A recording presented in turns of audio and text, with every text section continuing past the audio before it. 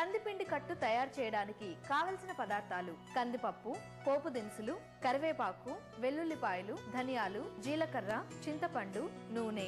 కందిపిండి కట్టు తయారు చేసుకునే విధానం: ముందుగా స్టవ్ వెలిగించి పాన్ పెట్టుకొని 3 టీ స్పూన్ల నూనె వేసి కాగాక 1 కప్పు కందిపప్పు వేసి లైట్ గా వేయించి 2 టీ స్పూన్ల ధనియాలు, 2 టీ స్పూన్ల జీలకర్ర, కట్ చేసిన 6 ఎండుమిర్చి వేసి వేయించి చల్లార్చాలి.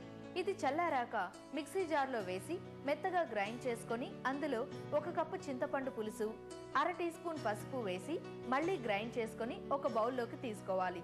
ఇప్పుడు స్టవ్ వెలిగించి పాన్ పెట్టుకొని 2-3 టీ స్పూన్ల నూనె వేసి కాగాక 1/2 కప్పు వెల్లుల్లిపాయలు, కొంచెం పోపు దినుసులు, కొంచెం కరివేపాకు వేసి వేయించి గ్రైండ్ చేసిన పేస్ట్, 1.5 గ్లాస్ వాటర్, 1 స్పూన్ ఉప్పు వేసి కలుపుతూ కాస్త చిక్కబడే వరకు మరిగించి ఒక బౌల్లోకి తీసుకోవాలి. అంతే, రాజమండ్రి స్పెషల్ కందిపిండి కట్టు రెడీ.